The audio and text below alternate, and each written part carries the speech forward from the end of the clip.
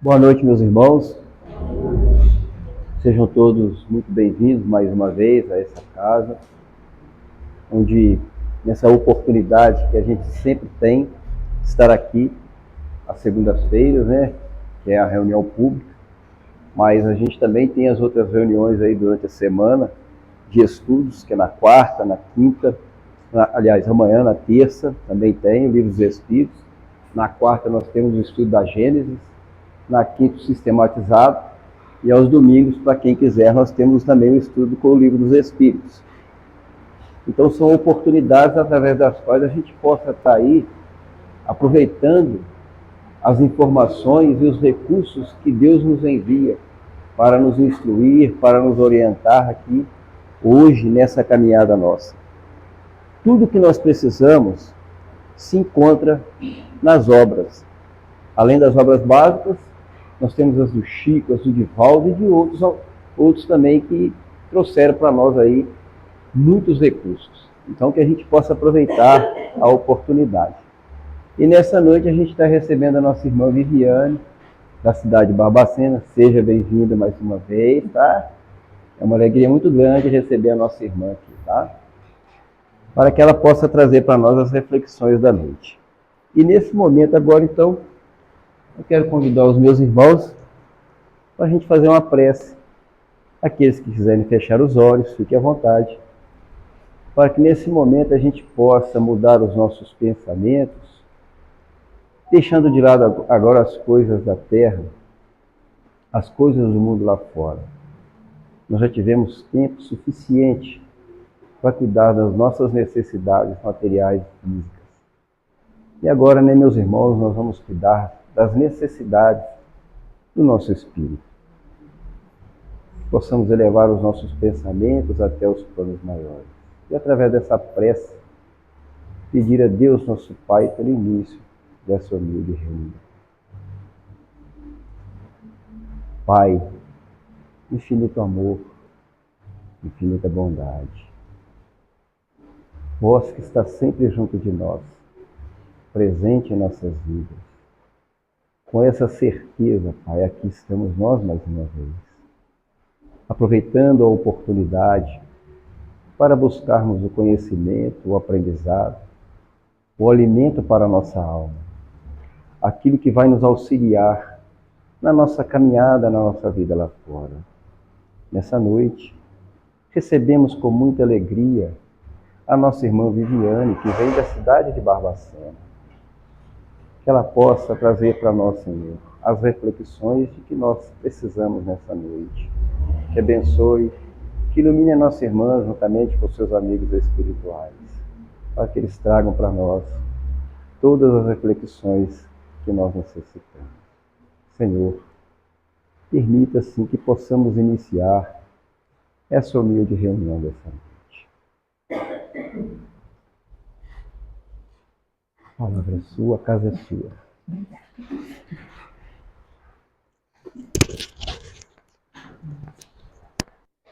Boa noite, gente. Primeiramente, né, essa alegria também faz parte aqui do meu coração, né, porque é uma casa muito querida, com pessoas muito queridas, né. Então a gente agradece aí o convite pela oportunidade de estar aqui. Hoje a gente vai falar um pouquinho sobre a coragem da fé, que é um trechinho que está aqui no Evangelho segundo o Espiritismo, né, do capítulo 24. Não ponhais a candeia debaixo do alqueire. Quando me sugeriram, né, falar a primeira vez sobre esse tema, foi lá no Divino Mestre, né, lá em Barbacena, e logo que eles falaram, me veio o nome de algumas pessoas, quando falaram assim de coragem da fé. E eu vou falar um pouquinho dessas pessoas para vocês hoje, que para mim são exemplos que nós devemos seguir, porque eu acho que são pessoas muito corajosas nas suas tarefas, no seu compromisso de deixar esse mundo melhor. Algumas vocês vão conhecer, outras talvez seja a primeira vez que vocês vão ouvir falar. Como, por exemplo, tem um aqui que eu conheci há pouquinho tempo e eu tenho profunda admiração por ele. Mas antes da gente falar deles, vamos ver o que fala para a gente nessa passagem de coragem da fé? Então vamos lá. Tá dando para ouvir direitinho? Porque o barulho da chuva, né, a gente fica com um pouco de receio. aquele que me confessar e me reconhecer diante dos homens, eu também o reconhecerei e confessarei diante de meu Pai que está nos céus. E aquele que me renegar diante dos homens, também eu o renegarei diante de meu Pai que está nos céus. Isso está em Mateus 10, tá? Versículos 32 e 33. Se alguém se envergonhar de mim e das minhas palavras, o Filho do Homem também dele se envergonhará, quando vier na sua glória e na de seu Pai e na dos santos anjos. Isso está em Lucas 9, 26. Será que quando Jesus fala essas passagens para a gente aqui, ele está falando especificamente dele? Da gente renegar a ele, da gente seguir a ele? Será que é dele, da pessoa, Jesus? O que vocês acham? Ou será que seria da mensagem dele, do seu exemplo, de tudo que ele fez ao longo da vida dele? Será que não seria esse o sentido mais importante? Porque vamos analisar. No mundo não existem várias religiões que não seguem Jesus? Tem. Inclusive, uma das pessoas que eu vou falar não segue Jesus, porque ele é hindu, né? Mas eu acho que ele segue Jesus muito na vida dele. Muitas religiões não seguem Jesus, mas muitos praticam aquilo, mesmo não seguindo Jesus, muitos praticam aquilo que Jesus ensinou? Com toda certeza. Então, o mais importante é nós praticarmos aquilo que Jesus ensinou. Conhecer Jesus, ouvir falar dele, com certeza, no mundo inteiro, todos ouviram, não é? Mas não necessariamente que todas, porque como a gente falou, várias religiões não seguem ainda Jesus, mas seguem sim os ensinamentos de Jesus. Né? E aí, é muito interessante que aqui fala pra gente, né, renegar. Jesus iria nos renegar? Que é muito forte essas palavras que falam aqui, né? E aquele que me renegar diante dos homens, também eu o renegarei diante de meu Pai que estás nos céus. Mas será que Jesus iria nos renegar? E aí a gente vai ver o sentido aqui da palavra renegar. Renunciar solenemente, negar suas ideias ou convicções. Então Jesus nos renegaria quando nós estivéssemos contrários aos seus ensinamentos. Mas não é renegar se afastando de nós. Não, é renegar aquilo que nós temos de equívoco ainda dentro de nós. Se tem coisas determinadas atitudes, pensamentos, palavras que não condizem com aquilo que Jesus ensinou, ele não vai ser conivente com essa situação. Por isso o sentido de renegar. E aí, vamos ver aqui o significado da palavra coragem. Moral forte perante o perigo. Firmeza de espírito para enfrentar situação emocional ou moralmente difícil. Na hora que eu cheguei, né, a gente já estava até conversando um pouquinho relacionado a isso. Porque hoje não está muito fácil a vida, né, gente? Está bem complicada, né? E nós estamos tendo muitas dificuldades para lidar com essas dores, com essas dificuldades que a gente está vivendo. E não é fácil mesmo. Mas a gente tem que ser forte. A gente tem que ter essa coragem, essa firmeza de seguir em frente. Porque a gente tem que ter a certeza de que não estamos abandonados. E não estamos mesmo. Só que agora, o que entra a questão aí que a gente vai falar aqui da fé, no hebraico? Confiança firme, fidelidade. A gente tem confiança quando as coisas acontecem da nossa maneira. Quando os resultados são do jeito que a gente quer. Agora, se são diferentes, aí a gente já duvida um pouquinho. A nossa fé ela já dá uma balançadinha, né? Uma titubeada. Mas a gente às vezes não percebe que não aconteceu da forma que a gente quis, mas aconteceu da forma que era o melhor para a gente. É lógico, desde que a gente não complique a situação. Porque se a gente insistir em deixar as coisas mais difíceis, mais complicadas, os caminhos equivocados que Jesus não faz parte, é lógico que os resultados não vão ser bons para a gente. E a coragem é a gente ter essa determinação de seguir em frente e fazer o que é melhor para a gente, o que normalmente não é fácil. Porque às vezes o melhor exige renúncia, exige a gente mudar pensamentos, padrões da nossa vida, situações que a gente não está às vezes preparado para abrir mão. O coragem não é a gente reagir a uma determinada situação, porque quando a gente reage, o reagir é muito imediato, não é? A gente não pensa muito. E aí quando a gente reage, pode ver que normalmente a gente se equivoca. E aí as coisas se tornam mais difíceis. Agora, quando a gente age, o agir exige pensar, exige tranquilidade, exige reflexão, aí os resultados vão ser melhores. E aí, eu vou citar agora uma situação que vocês devem ter ouvido falar. Há um tempo atrás, se eu não me engano, foi mais ou menos da época do carnaval, essa situação me chamou muita atenção. Acho que passou na mídia e tudo, onde um homem, ele pega uma criança, e se eu não me engano, ela tinha mais ou menos uns 9 anos. Tá? E ele a estupra. Acho que, se eu não me engano, levou ela para um porão e tudo, e as pessoas acharam esse homem. A criança relatou tudo o que aconteceu e eles lincharam esse homem.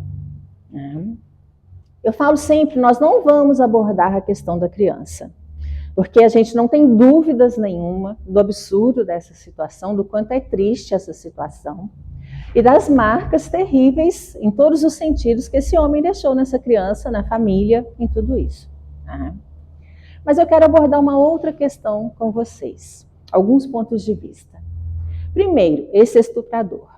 Descobriram depois, né, ele já tinha cometido outros crimes, não da mesma natureza, mas crimes também horríveis, né? O histórico dele era muito triste, cruel.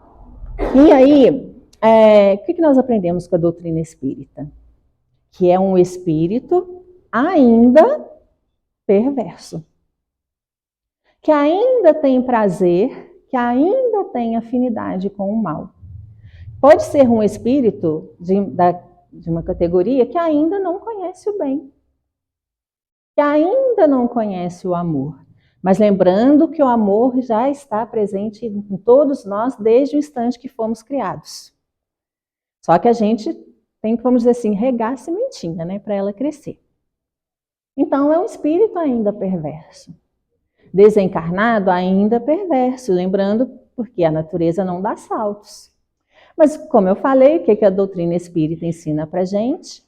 Ainda, não para sempre. Será um dia um espírito bom. Será um dia um espírito perfeito. Porque essa é a beleza da doutrina espírita. Saber que todos nós, não existe diferença nenhuma. Todos nós seremos perfeitos, seremos bons, seremos felizes. Essa é a bênção da doutrina espírita. Mas aí, existem algumas pessoas nessa história. Aqueles que foram lá linchar aquele homem. O que elas acham que estavam fazendo? Justiça. Elas estavam fazendo justiça? Não. Mas hoje o que a nossa sociedade pensa? Que a nossa justiça não funciona e que aí nós teríamos direito de fazer justiça com as próprias mãos. Quando, na verdade, é um ato tão bárbaro quanto o que ele cometeu. Porque pensa a frieza, gente, de ir lá linchar uma pessoa. Tem que ter muita frieza no coração. Aí fala assim, eu reagi, fiz por impulso. Não, isso é um ato muito bárbaro para a gente só fazer por impulso.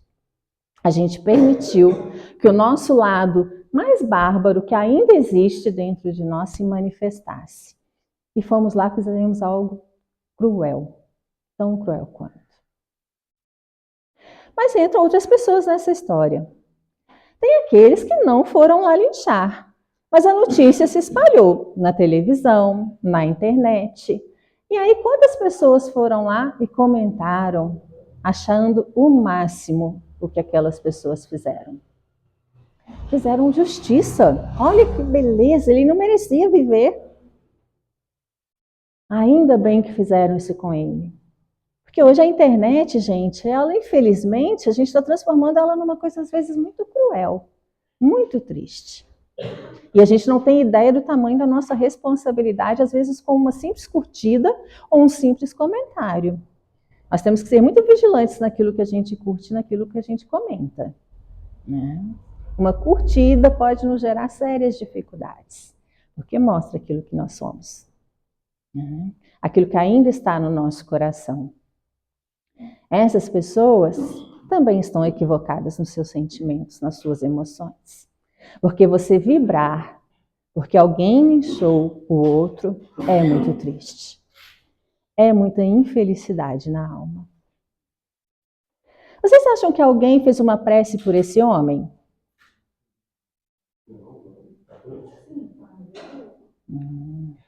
Quando eu fiz esse estudo a primeira vez, falaram isso. A família, talvez a mãe, né? Não sei se a mãe é encarnada, ela teria feito.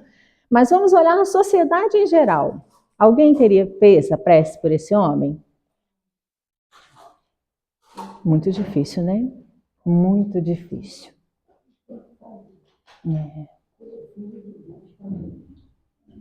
Aí eu vou perguntar de novo.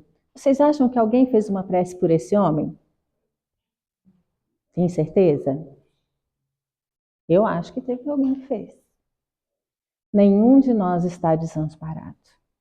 E esse homem, nessa situação que ele também passou, mesmo com todos os equívocos que ele cometeu, com certeza muitos espíritos estavam orando por ele. Estavam o ajudando nesse momento, porque não é fácil para ninguém. Jesus faria uma prece por esse homem? Jesus faria uma prece por esse homem. E aí entra a coragem da fé. Porque nós faríamos uma prece por esse homem? Não, tem gente que balança a cabeça aqui não. Mas, se a gente fizesse, já tivesse essa coragemzinha de fazer essa prece, a gente teria coragem de admitir para as outras pessoas que a gente fez uma prece por esse homem? Não, a gente teria vergonha. Porque a grande maioria da sociedade iria nos condenar. Está fazendo uma prece pelo algoz? Mas lembramos, nós estamos num mundo de provas e expiações. Ainda está um pouquinho longe da regeneração, viu, gente? Porque a gente não está colaborando. Né? Não estamos colaborando. E lembrando que regeneração não é já um mundo regenerado. Então, se nós estamos aqui, nós não somos Boa Bisca ainda. Tá? Não somos. Não vamos nos iludir. E lembrando, nós podemos ter sido algozes há bem pouco tempo atrás. E podemos ter necessitado de uma prece. Então, é para a gente pensar. Lembrando, não é apoiar a atitude desse homem, né? Porque senão, muitas vezes, quando a gente fala contra determinadas situações, todo mundo fala assim, apoiar bandido. Não é esse o objetivo. Apesar que a gente ainda vai falar de uma outra situação aqui. Mas é ter essa consciência de qual que é o nosso papel. É pensar no que Jesus faria. Se a gente quer um mundo melhor, a gente tem que fazer como Jesus faria. E não é fácil, não. E aí, tem uma frase para a gente pensar. Aqueles que se houverem arreceado de se confessarem discípulos da verdade, se a gente tivesse essa vergonha, né, dentro da gente, de confessar que a gente, peraí, eu vou fazer uma prece por esse homem, e de falar para o outro, ele precisa sim da nossa oração, porque é nosso irmão. A criança, com certeza, vai ter as nossas preces, a gente não tem dúvida disso. Não são dignos de se verem admitidos no reino da verdade. Foi Jesus que falou. E aí, antigamente, orar para os cristãos de antigamente, né, o que era necessário? Eles tinham que ter coragem para admitir que seguiam Jesus. E o que acontecia com eles quando eles admitiam? Morriam, né? A gente não precisa fazer isso mais. Olha, é muito mais fácil para a gente hoje. A gente não precisa fazer isso mais. Apesar que ainda existem alguns conflitos, algumas guerras religiosas aí pelo mundo, né? Infelizmente, ainda, pela nossa ignorância, né? Mas hoje o que é exigido da gente são coisas muito mais tranquilas, mais fáceis, coisas diferentes, tá? Os desafios são outros.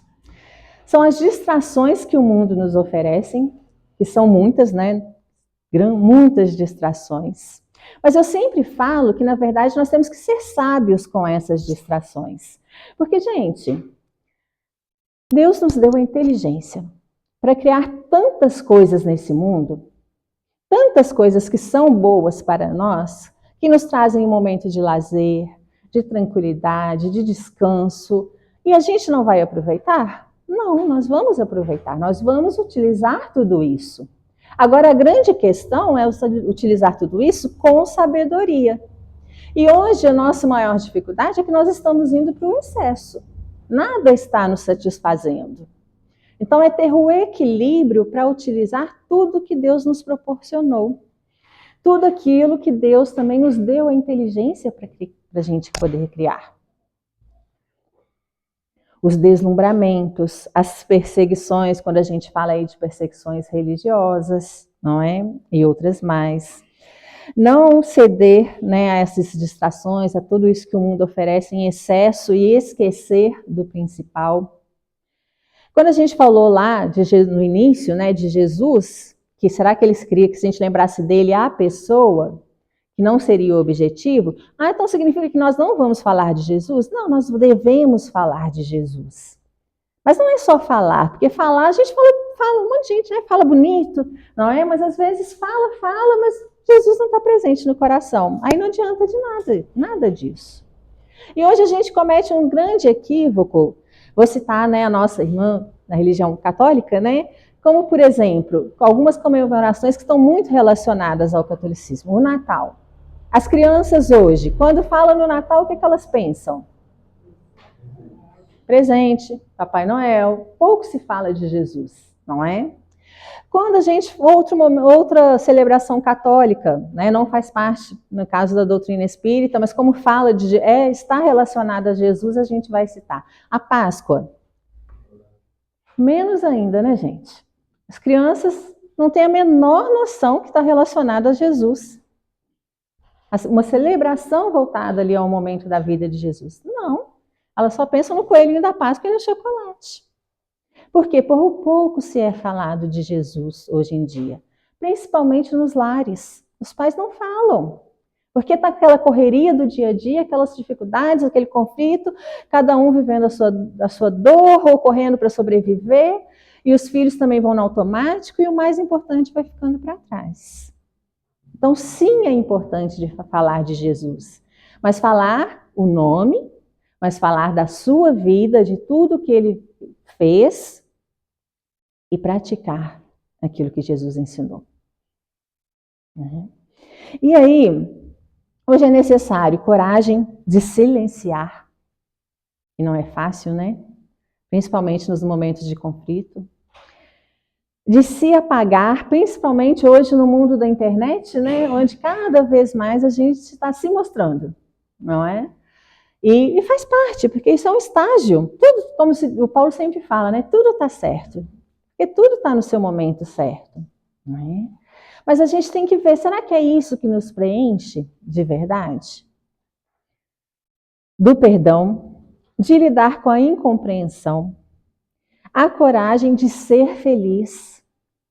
Hoje a gente está vivendo tantas situações que já notou que a gente às vezes fica constrangido de pensar assim, nossa, fulano está tão triste, está tanta coisa difícil acontecendo na vida dele, e eu estou tranquila, eu estou em paz, né? Minha vida está caminhando bem, e a gente fica meio constrangido às vezes de estar bem, de estar feliz. E a gente tem que lembrar que os sentimentos bons, as emoções boas, elas são importantes, porque elas contagiam. Da mesma forma que a tristeza, a raiva, o ódio, tudo isso também contagia. Então, o que é que nós queremos levar para as pessoas? Não é esconder a nossa felicidade, não é se constranger por estar bem num momento que, às vezes, várias pessoas que a gente conhece estão enfrentando dificuldades. É continuar bem e tentar ajudar aquelas pessoas. E aí, irmão Corvino, né, no livro Ave Cristo, se eu não me engano, acho que é isso mesmo. ele tem um momento que ele seguia Jesus, e ele foi preso, né? E chegou um momento, vamos dizer assim, tipo um julgamento, não é? E ele está ali conversando com o seu, né, com quem o prendeu, e chega um jovem, todo empolgado, né? E chega lá gritando, eu também sigo Jesus, eu também sigo Jesus. Todo mundo já sabia que João Corvino seria condenado à morte, não é? E esse jovem queria o quê? Ser condenado à morte também. Ele pensava assim, eu sigo Jesus, eu quero, então, vamos dizer assim, a minha maior prova de amor a Jesus vai ser morrer por ele. E na hora que esse jovem entra, eu vou usar as minhas palavras, tá, gente? Irmão Corvino fala mais bonito. Então, na hora que esse jovem chega lá, ele gritando, falando tudo isso, e o irmão Corvino fala com ele, não, pare de falar isso. Morrer para mim, morrer por Jesus é muito fácil. É a coisa mais simples que eu posso fazer. Agora, viver por Jesus, aí que é o difícil. E é isso que é o importante. A vida de Jesus foi o seu maior legado, foi o seu maior exemplo. E é isso que nós devemos fazer, viver por Jesus. Você ir lá e secar as lágrimas do outro, isso é viver por Jesus. E isso não é fácil.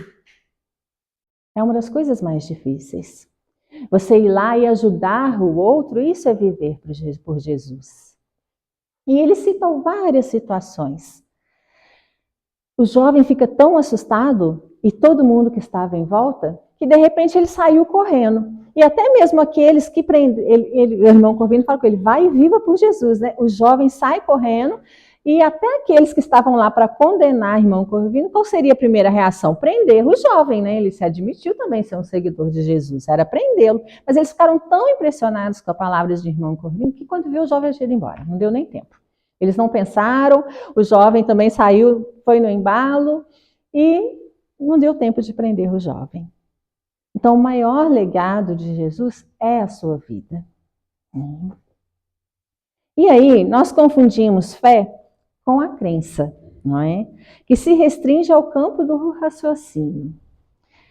Fé está relacionada a sentir, pensar, falar e agir. Não é só a gente pensar, não é só a gente crer, a gente precisa agir. Hoje eu falo, nós temos no mundo várias situações, assim, vamos dizer assim, vários níveis de fé. Temos a fé cega? Temos ainda no mundo? Muito, muito. Aquela fé que a gente acredita no que o outro fala, a gente não raciocina, a gente não lê, ou se lê, a gente interpreta muito superficialmente. Acreditamos muitas vezes em deuses que nem existiram, que foram criados por nós, que não existiram. Não tiveram uma atitude, um ato bom na vida, porque simplesmente não existiram. Quantos milhares de deuses existem no mundo? Quantos? Outro dia eu fiquei até surpresa de saber realmente que existem milhares, né, de deuses. Eu não imaginava que fossem tantos. Não é? Existe a fé raciocinada? Existe, não é? A fé raciocinada. E eu falo que eu brinco assim que existe a doutrina espírita, que é a fé raciocinada com amor, que é com Jesus dentro dela, onde nós aprendemos, refletimos, procuramos conhecer mais a fundo, né? E com Jesus sempre presente, sempre nos orientando. É um tesouro que a gente tem e que muitas vezes a gente não sabe aproveitar, né? A gente já estava conversando também, às vezes o quanto estudamos tão pouco a doutrina espírita, o próprio Evangelho de Jesus, que tanto tem a nos oferecer. E aí, lembrando, né, como eu falei, Jesus é o governador espiritual do mundo inteiro. Então, ele é o governador daqueles que seguem Jesus, vamos dizer assim, né? E daqueles que não.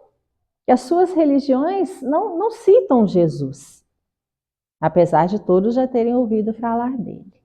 Né? E aí, Arthur Valadares fala para a gente assim, aquele que tem a coragem da fé é aquele que o seu valor moral é tanto que transborda, que irradia, E ele consegue mudar, transformar a realidade ao seu redor, mesmo diante das adversidades. Desperta, convoca outros corações para o seu trabalho de mudança. E agora eu vou contar alguns casos para vocês, de algumas pessoas que eu admiro profundamente, né? Que eu acho que exemplificam isso, que elas transbordam, tá? Essa energia que elas têm, esse amor que elas têm em diversas situações. Alguns talvez vocês conheçam pela própria mídia, mas eu acho que muitos vocês não conhecem. Paola Saldívia, né? Paola Saldívia hoje tem 30 anos, tá? Ela mora em Porto Alegre. Eu sigo a Paola na internet. Quando a gente às vezes segue tantas pessoas que não nos acrescentam nada, né? Eu sigo, por exemplo, um monte de cachorro que fala, gente, que fala. E me divirto com eles. Mas Paola, eu admiro ela demais. Eu conheci a Paola na época das enchentes no Rio Grande do Sul. Há mais de 7 anos atrás, a Paola já começou a ajudar os animais. Mas ela se destacou nesse período das enchentes, como muitos outros que ajudaram os animais, resgataram os animais e continuam ajudando até hoje. Mas a Paola me chamou a atenção por uma situação. Depois, quem quiser segui-la na internet, tá? Paola Saldívia. Gente, os bichinhos que a Paola resgata, eu falo que eles sobrevivem por milagre. Porque não tem condições. Ela resgata muitos, na verdade, não são alguns, são muitos cachorros. Você fala assim, como sobreviveu até agora? E eles sobrevivem depois porque ela resgatou e levou para o veterinário, ela recebe muita ajuda, mas tem muitas dívidas porque as despesas são muito altas, né? Porque qualquer bichinho que ela vê precisando de ajuda, ela vai resgatar. Mas pensem em vários bichinhos que já não tem mais um rosto, não tem mais uma carinha. Eles foram comidos pelos vermes. E eles sobreviveram. Sobreviveram. Isso não é 1, 2, não, são vários. Quantos não são atropelados, passam por outras situações como maus tratos, né? E ela resgata. E eles não voltam a andar, eles se arrastam. E ela sabe que eles nunca mais vão conseguir um lar, porque nós somos assim, né? Nós somos seletivos. A gente escolhe aquele que a gente acha perfeitinho, entre aspas, né? Então, esses que estão lá, com o rosto todo deformado, que estão lá sem andar, com uma série de dificuldades, ela sabe que eles não vão conseguir um novo lar. E ela não desiste deles. Ela resgata cada um, ela cuida de cada um. Ela tem centenas de animais. E toda semana ela faz feira de adoção, procura conseguir lá pessoas que queiram adotar esses animais. Tem tantas pessoas na nossa cidade, em vários lugares que são protetores? Tem, lógico que tem. E são dignos da nossa admiração. Mas a Paola me chamou a atenção porque ela não desiste, gente, daqueles bichinhos. Não importa a dificuldade que ele esteja vivendo. E eu falo para vocês, ela ama cada um deles. Cada um deles. Ela dá nome para cada um. E aqueles que são adotados, ela acompanha. Ela não deixa de acompanhar, porque ela quer saber se estão bem, se não fugiram de novo, se não estão sendo maltratados. Ela não desiste deles. Eu tenho profunda admiração pela Paola, porque não é fácil. A tarefa que ela escolheu não é fácil. E eu vejo o amor dela por aqueles animais. E aí, nós vamos falar, esse vocês conhecem, eu tenho certeza. Todo mundo já ouviu falar. Padre Júlio Lancelotti. Eu tenho profunda admiração por esse homem. Profunda admiração. Padre Júlio Lancelotti hoje tem 76 anos. A gente podia falar aqui de espíritas, tá, gente? Mas se eu falar de Chico, de Divaldo, vai ficar repetitivo. Vocês conhecem as histórias deles. E eu queria trazer alguns nomes diferentes para a gente refletir, tá? Então, Padre Júlio Lancelotti começou ajudando pessoas, menores infratores, pacientes com HIV e pessoas em situação de rua. que hoje é o trabalho que ele mais se dedica.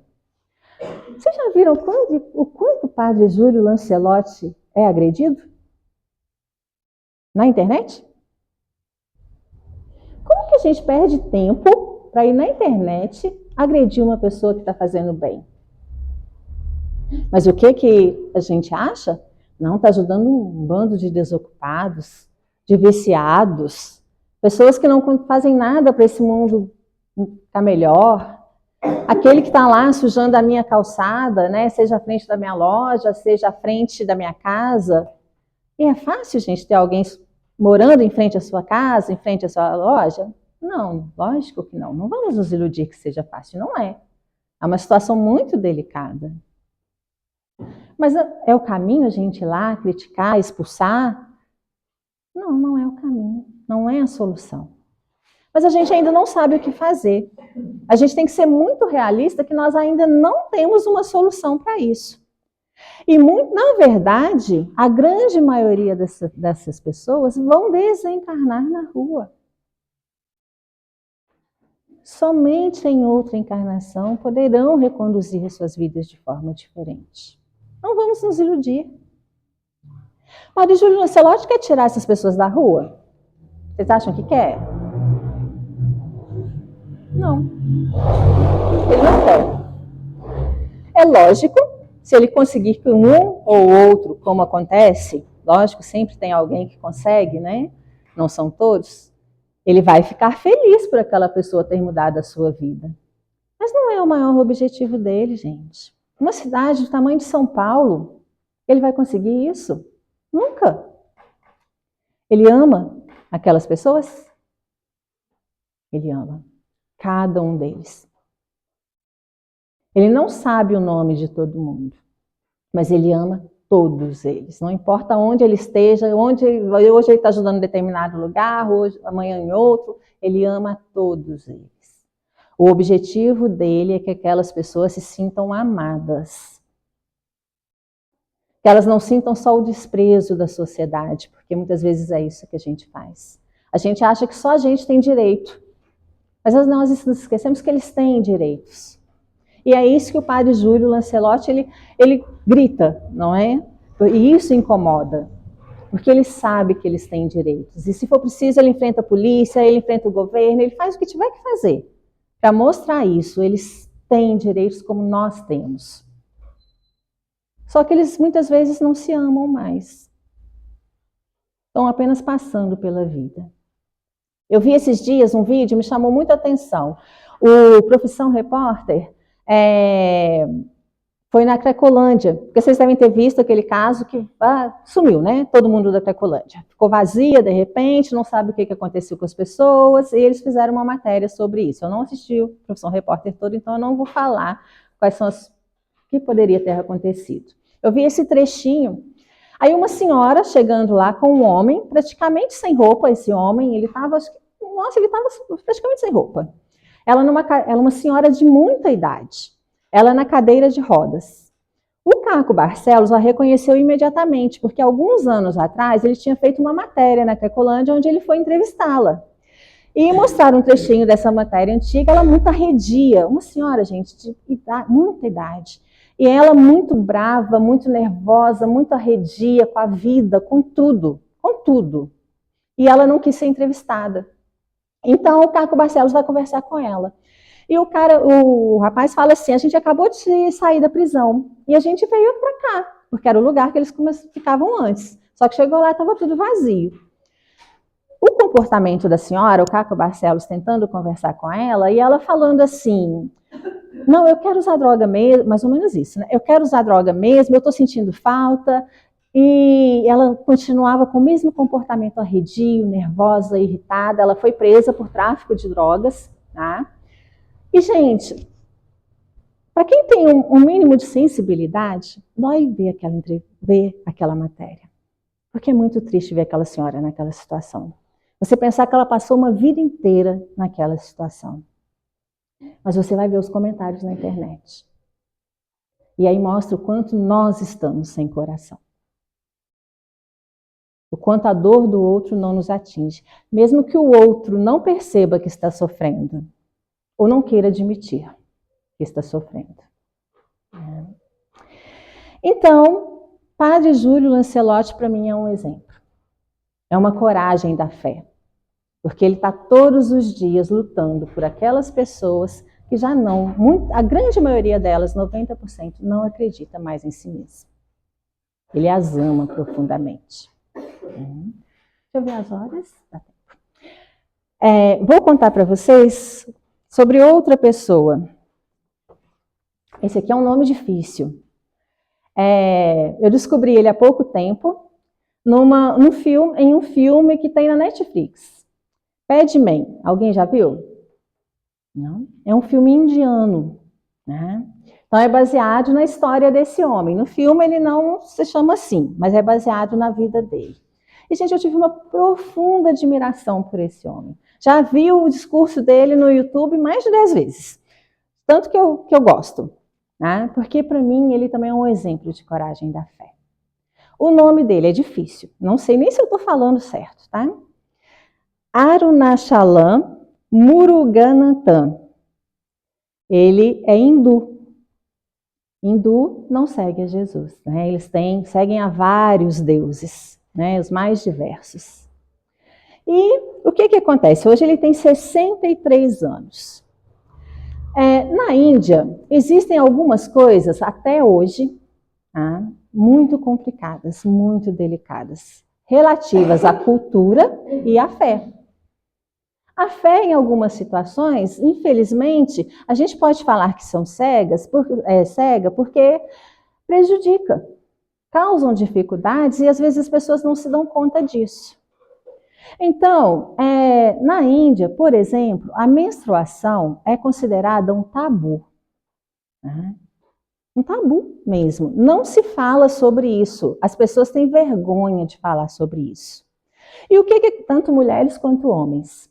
E o que acontece? Eu falo que para as mulheres na Índia é um pouquinho mais complicado, né?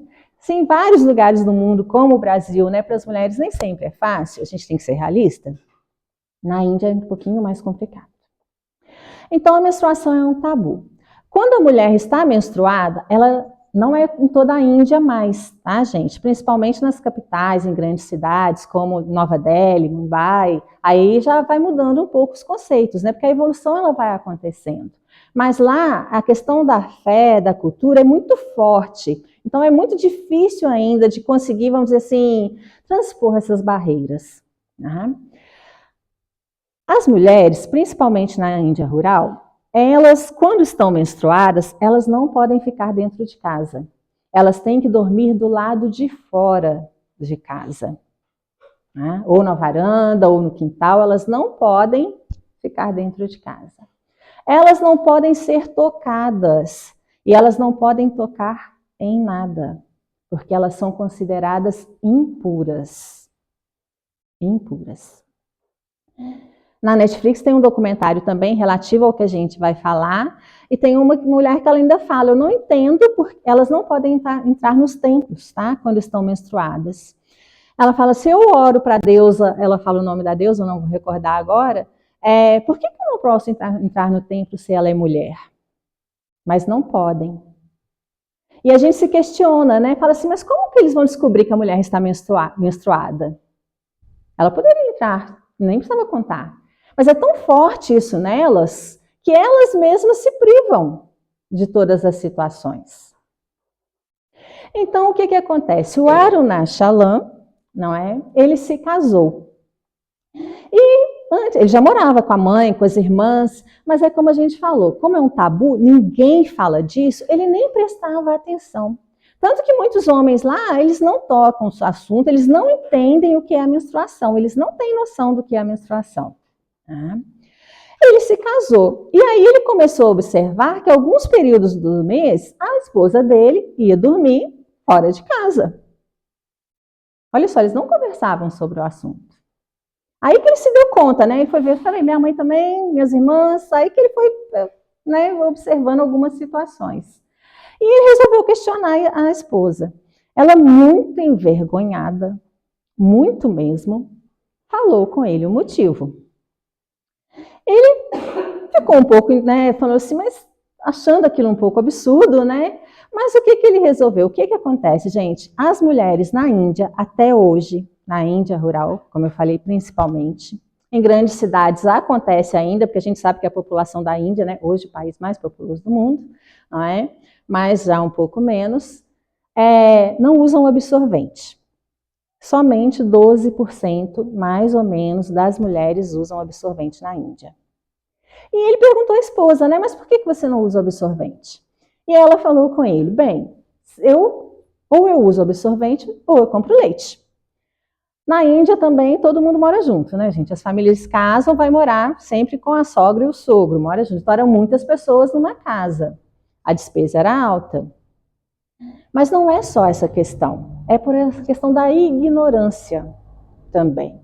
As mulheres usam panos sujos. Aliás, lembrando, desculpa, eu pulei um pedacinho da parte da história. O que ele observou? No varal, escondido debaixo de lençol, de outras coisas, os panos sujos da esposa. E foi aonde ele se deu conta também da situação. E ele falou, eu não usaria esse pano para nada, não teria coragem de usar esse pano para limpar nada, para fazer nada. E quando ele foi conversar com ela, que aí ela explicou a situação, né, e ele se deu conta desses períodos, que ela dormia fora de casa e tudo, e foi a grande preocupação dele, onde ele questionou, por que você não usa absorvente? Mas além dos panos sujos, as mulheres usam folhas de árvores, usam cinzas. Vocês já imaginaram, gente? Mulheres usando, isso é real, tá, gente? É real. Mulheres usando cinzas quando estão menstruadas. Usam serragem. As meninas não vão para a escola no período que estão menstruadas, porque não tem como, além de não ter o absorvente, elas não teriam como fazer trocas, né? Mancharia a roupa, criaria todo um constrangimento, então elas não vão para a escola nesse período, que já era uma grande dificuldade no aprendizado delas. Ele, com a maior boa vontade do mundo, lembrando que na Índia os casamentos são arranjados, não são a grande maioria, tá? 99,9% são casamentos arranjados, não são casamentos por amor. Eles acreditam que o amor vai ser construído ao longo do tempo, mas existem algumas controvérsias, não é? E ele falou assim, vou agradar minha esposa. Foi lá comprar o absorvente para ela. Chegando lá, ele viu que era caro, ficava meio escondido. O vendedor muito constrangido para vender, mas vendeu e ele levou para casa, né, aquele absorvente para a esposa. Todo feliz, todo empolgado. Ela vai ficar muito feliz, né? Gente, ela ficou arrasada. E com muita raiva dele. Porque ele gastou dinheiro com absorvente. Como ela não tinha, mas ela foi usar. Como ela não tinha prática para usar o absorvente, ela não soube usar da maneira correta, alegou que não deu certo, que não funcionou. Né? Ele insistiu na ideia, ele falou assim, bem, é muito caro. Ela ficou nervosa. O que eu vou fazer? Eu vou criar um absorvente para minha esposa. Resolveu lá, olhou para aquele absorvente, tentou do jeitinho dele, assistam, tá, por favor, quem tiver interesse, é muito bonito, vale a pena, Padman, criou lá o absorvente, deu para ela usar. Não, levou para ela, mas ela explicou para ele, né? Passou um tempinho, ele achou que era assim, um mês inteiro, né? Que ela podia usar a qualquer momento. Ela falou, não, tem que esperar um pouquinho. Mas ela ainda estava muito receosa. Chegou a época certa, ela foi usar. Novamente, não deu certo. Ele não desistiu, ele queria ajudá-la. Mas nisso, por fim, ela já estava, gente, muito incomodada.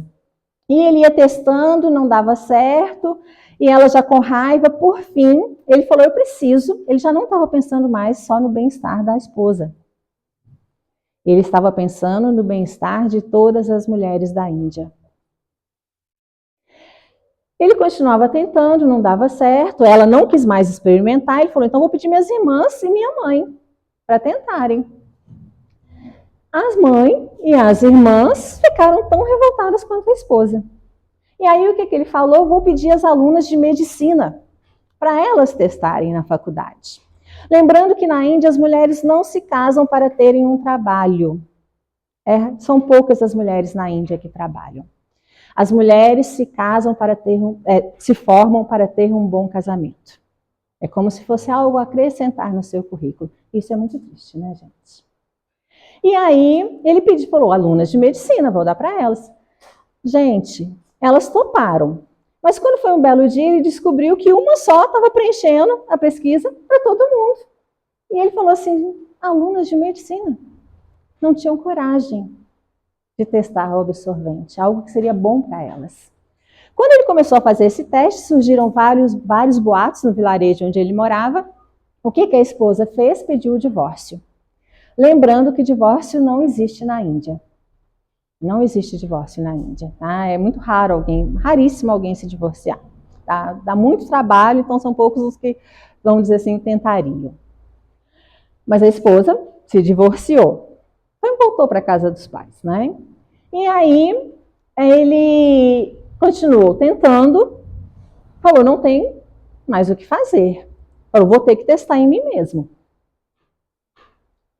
Eu não vou saber explicar como ele fez direitinho, tá, gente? Ele foi um balão, ele encheu de sangue animal, ele tinha lá todo um processo que ele fazia o teste para poder ver se dava certo.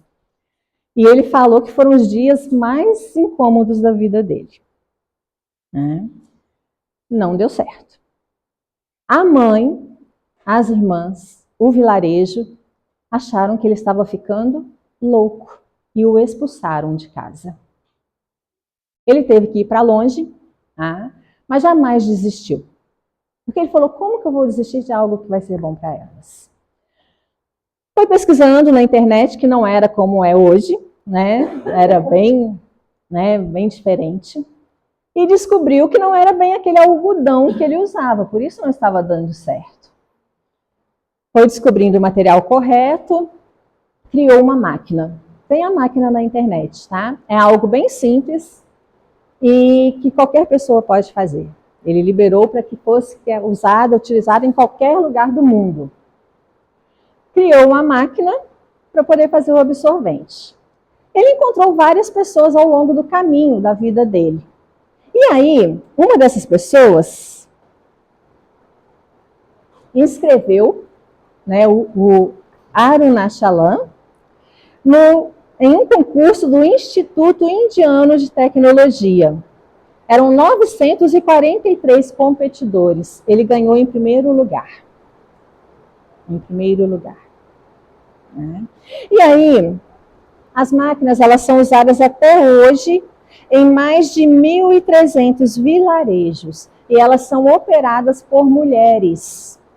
Porque o objetivo dele, além de ser que todas as mulheres usem absorvente na Índia, porque a grande maioria das doenças que atingem as mulheres na Índia estão relacionadas à má higiene no momento que estão menstruadas, a má higiene íntima. Além disso, ele quer que elas trabalhem, tenham o seu sustento. E aí, tem algumas frases interessantes. Lembrando que quando ele ganhou esse concurso, ele se tornou conhecido na Índia inteira. Hoje todo mundo na Índia conhece ele. Né? E o que aconteceu? A esposa voltou para ele. Né? Aí ela resolveu e voltou para casa. E ele foi recebido no seu vilarejo, onde ele tinha sido expulso, com honras, com mérito. Né? Algumas frases dele. Né? Se você empodera uma mãe, você empodera um país. Quando ele fala das jovens, porque incentivou que essas máquinas fossem também operadas nas escolas, que as jovens estudantes também aprendessem a fazer os absorventes, tá? Que são vendidos assim a preço bem simplesinho mesmo, eles terem pouquinho lucro só para poderem continuar fazendo os absorventes mesmo, suficiente só para isso, né? Por que esperar até que elas sejam adultas? Por que não dar poder às meninas? Ele fala assim, eu tenho acumulado nenhum dinheiro, mas um monte de felicidade. Gente, ele sempre foi convicto do que ele tinha que fazer, de qual era a sua missão, né? Eu quero que 100% das mulheres indianas usem absorvente na minha existência. Eu acho que ele não vai conseguir ver 100%. Mas só o que ele conseguiu, gente, já é uma vitória enorme. E a gente sabe que no futuro serão 100%. Essa frase foi a que mais me chamou a atenção. Eu sei que nenhum ser humano morre por causa da pobreza.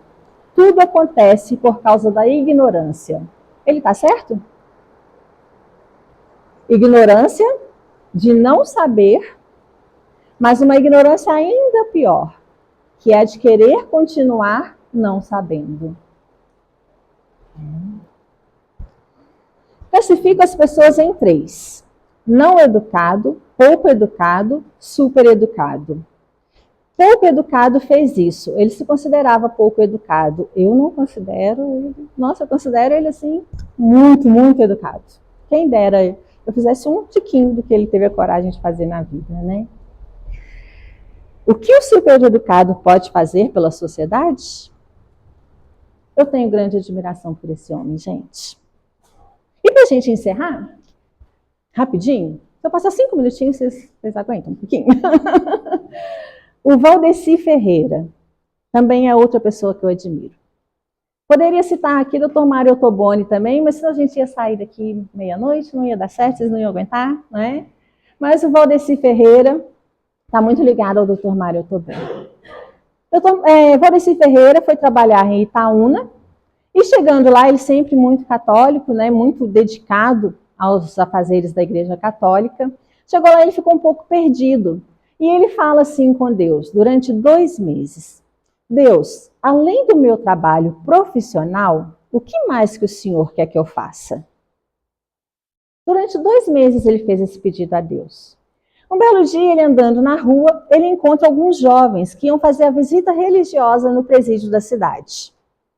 E eles, antigamente era muito diferente de hoje, né? Hoje existem mais regras para acontecer esse tipo de trabalho. Mas eles chamam ele e ele fala, eu vou. E chega no dia da visita, acontece um imprevisto, ele se atrasa e ele tem um desencontro com aqueles jovens. Ele fica muito triste com tudo aquilo, mas o que acontece? Ele, muito religioso, todos os dias a Bíblia, abria a Bíblia, não é? E começou todos os dias a surgir uma passagem evangélica que falava sobre os presos. Durante 15 dias, todas as vezes que ele abria a Bíblia, era uma passagem evangélica diferente que falava dos presos. Eu falei que eu não imaginava que tivessem tantas. Vou ler só 2 aqui para a gente, 3, né? Porque senão o tempo não nos permite. Estive preso e me visitastes. Essa todo mundo conhece, né? Lembrem-se dos presos como se estivessem com eles na prisão. Isso está em Hebreus 13. O Espírito do Senhor Deus está sobre mim, porque o Senhor me ungiu para pregar boas novas aos mansos, enviou-me a restaurar os contritos de coração, a proclamar liberdade aos cativos e a abertura de prisão aos presos. Está em Isaías e várias outras passagens, durante 15 dias. Ele falou, Deus, o senhor viu que eu tentei, mas não deu certo, né? Não consegui ir lá. Procurou o padre da cidade. Chegando lá, na igreja, o padre falou, vamos abrir a Bíblia. Adivinha? Mais uma passagem dos presos, né? E aí, ele falou um belo dia, ele falou, é hoje, eu vou sozinho, vou lá no presídio da cidade. Hoje não seria dessa forma. Isso há mais de 30 anos, tá, gente? E foi no presídio, chegando lá, ele ficou muito chocado com o que ele viu. Se hoje já é um ambiente tanto físico quanto espiritual muito difícil, eu faço visita religiosa no presídio, tá, gente? Mas eu falo assim que é o trabalho que eu mais gosto. Mas eu tenho muito a aprender com essas pessoas, com o Dr. Mário, com o Valdeci, com essas pessoas. Na verdade, o que eles fizeram é meu sonho que tenha em Barbacena e região. Mas eu não tenho a força deles. Então, o que acontece? Chegando lá, ele ficou horrorizado com o que ele viu, com todo o ambiente que ele viu.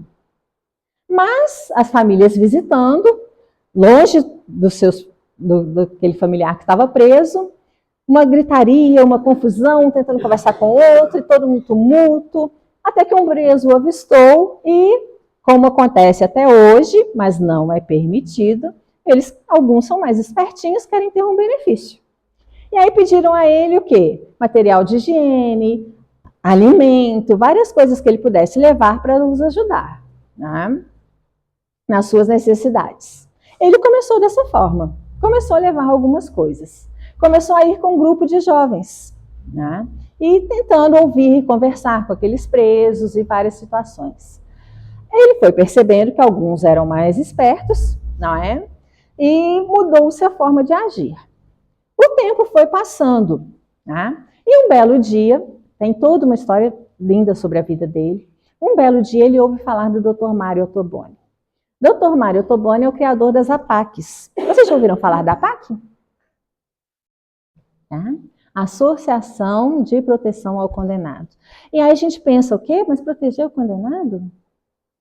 Eu já estive em Lafayette, mas eu vou falar da experiência recente. Eu estive há mais ou menos uns 2 meses na APAC de São João del Rei. E eu recomendo, vão visitar. Você sai de lá transformado. Como diz Valdeci, essa é a casa de Deus. Gente, é muito diferente. E enquanto a gente não tiver a consciência que nós precisamos mudar o nosso sistema prisional, o nosso mundo não vai ser melhor. Já foi comprovado. Nos presídios comuns, somente mais ou menos entre 10% e 15% mudam a sua vida. Nas APACs, 80%. Isso é comprovado. Chama-se prisão sem grades. Mas lá tem algumas grades. Na hora de dormir, por exemplo, eles são fechados. Mas durante o dia, eles trabalham e estudam o tempo todo. Nós estivemos lá, quem nos apresentou a APAC, cada um no seu setor. Foram os próprios recuperandos, não são chamados de presos. Né? E a felicidade deles é contagiante. O orgulho que eles têm de nos mostrar os trabalhos que eles mesmos fizeram.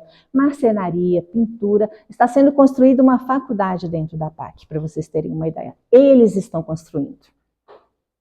Eles estudam e trabalham o tempo todo. E eles mesmos falam, o regime é muito mais rígido do que num presídio comum. Porque no presídio comum eles ficam fazendo o quê?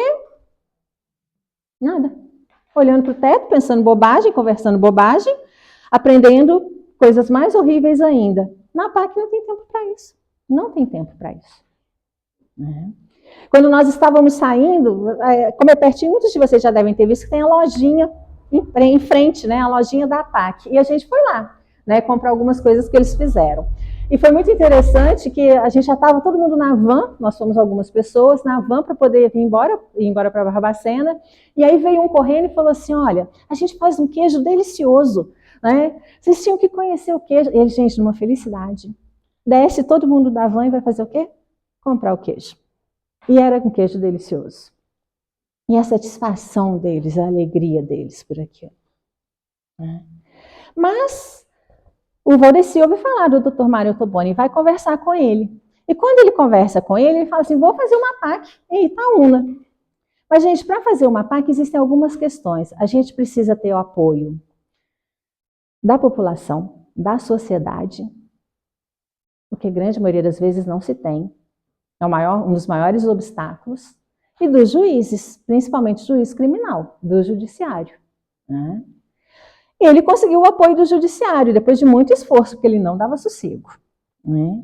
Mas a população, quando ele ia conversar, porque ele precisava fazer bingo, baile, ele precisava fazer de tudo para conseguir recursos para construir a APAC. A APAC não é feita de recursos públicos, tá? Entram recursos públicos, mas não são suficientes. Então ele precisava se mobilizar, conseguir doações para fazer a APAC. E no início todo mundo criticava ele, com o nosso velho discurso, né? Leva para casa, né? Porque é isso que a gente fala. E aí, mas ele não desistia, gente, ele era convicto do que ele tinha que fazer. Passou-se o tempo, as pessoas, como ele era muito insistente, começaram a ajudar. Encontrou muitos apoiadores no meio do caminho. Ganhou um terreno. E depois de muitos anos, chegou o belo dia que ele já tinha material suficiente para começar a construção da APAC. Choveu na noite anterior. E ele falou assim, nossa, não vai ter ninguém lá amanhã. Dito e feito. Chegou no dia lá, no terreno, não tinha ninguém. Ele pegou a pá e começou a fazer os buracos para fazer a base da APAC. Eu fico até um pouquinho arrepiada, gente, da convicção desse homem. O tempo passou, ele construiu a PAC. E aí a gente vai pegar a Keila. Passou-se muitos anos, o Valdeci, hoje é diretor da FEBAC, né? Mas na época, diretor da APAC de Itaúna, a Keila vai visitar o seu companheiro que estava na APAC. Não é comum, mas não é inevitável, tá? Porque a APAC, como a gente falou, é um sistema bem rígido, mas lembrando, não tem agentes, são os próprios presos que são responsáveis, tá? Não existem agentes. A grande maioria voluntários, alguns funcionários, né, nas APACs. A Keila vai visitar o seu companheiro. E o que a Keila fazia? Levava drogas para ele. Só que os outros, recuperando, viram aquilo e denunciaram a Keila. Quando ela foi na próxima visita, ela passou pela revista, encontraram as drogas, prenderam a Keila.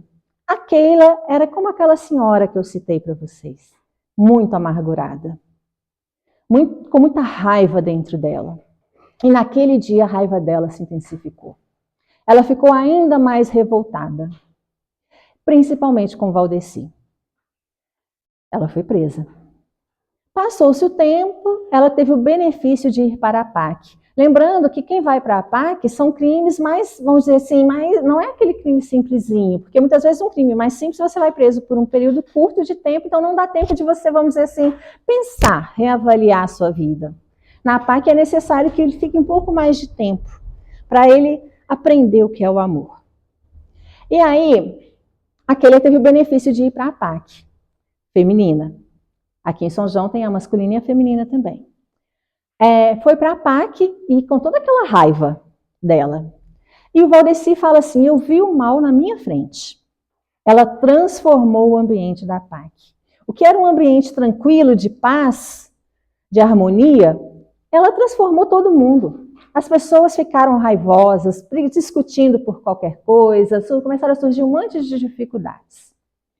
Até que um belo dia, o que a Keila faz? Ela quebra todos os móveis, as janelas, no setor onde ela ficava. E o Valdeci chega perto dela e fala, Keila, não faça isso, você está quebrando, né, destruindo a casa de Deus. E ele pergunta, você quer voltar para o presídio? E ela fala, quero voltar para o presídio. Gente, para alguém querer voltar para o presídio, e ela volta para o presídio. Ela fala, eu não dou conta da PAC. Os anos passam, um belo dia, Valdeci acompanhando uma família que foi visitar uma presa, não é? Ele vê a Keila numa fila, muito cabisbaixa, muito triste, melancólica, e ele corre até ela. Já tinha muitos anos que ele nem ouvia falar dela. Ele corre até ela. Keila, como você está? E ela responde para ele, né, muito triste. E ele pergunta, você quer voltar para a PAC? E ela fala, quero voltar para a PAC. Para voltar para a PAC não foi fácil. Afinal, a Keila tinha quebrado a PAC. Passou-se quase 2 anos e ele não desistiu da Keila. Fez de tudo para ela voltar. Ela voltou. Voltou, permaneceu um longo tempo conversando somente o necessário, trabalhando, estudando, fazendo as atividades todas que tinha que fazer, até que ela foi permitindo se deixar ser amada e amar. A Keila saiu da PAC. A Keila voltou para a PAC como funcionária. Valdeci a contratou. Depois ela foi trabalhar na FEBAC. Mas antes dela trabalhar na FEBAC, aí entra outra pessoa, agora é 1 minutinho só, nessa história. Eu nem vou procurar o nome dele aqui. Outro preso que foi para a PAC, chegou lá e falou assim, oba, vou para a PAC, vou fugir. Porque lá não tem agente penitenciário, vou fugir. Aí, chegando lá na PAC, por mais que aquela ideia estivesse dentro dele, ele não conseguia fugir. Não porque ele tentasse, ele não conseguia, simplesmente não conseguia. Né? O tempo foi passando, ele foi tendo alguns benefícios, não é? E trabalhando em determinados setores, e ele falou assim, bem, eu fingia que era bonzinho, colocava minha máscara, enganava todo mundo, e, na verdade, né, procurava ter benefícios, ajudar alguns em umas situações equivocadas, até que um belo dia a Keila descobriu que ele estava fazendo isso. E a Keila falou com ele, você sabe que você vai voltar para o presídio. Ele fala, aquela foi a noite mais longa da minha vida. E ele conversou com Deus. E ele falou, Deus, eu prometo que eu não vou usar máscaras mais se o Senhor me der mais uma chance. É tudo que eu peço ao Senhor, me dê mais uma chance. No outro dia de manhã, a Keila chega à PAC e fala com ele. Deus conversou comigo essa noite. Eu não vou te mandar para o presídio. Eu vou te dar mais uma chance. E aí a gente vê. Isso é só duas histórias. Quantas vidas o Valdecir influenciou. O Valdecir ama todos os presos que existem nesse mundo inteiro, mesmo não sabendo o nome de todos eles. Padre Júlio Lancelotti ama todas as pessoas em situações de rua que estão sofrendo nesse mundo inteiro. O Aruna Chalan ama todas as mulheres, principalmente as indianas que estão sofrendo e muitas vezes nem se dão conta disso. A Paola ama todos os bichinhos que estão sofrendo nesse mundo inteiro, não só os que estão sofrendo. Eles precisam que a gente ame também. Jesus precisa que a gente ame também.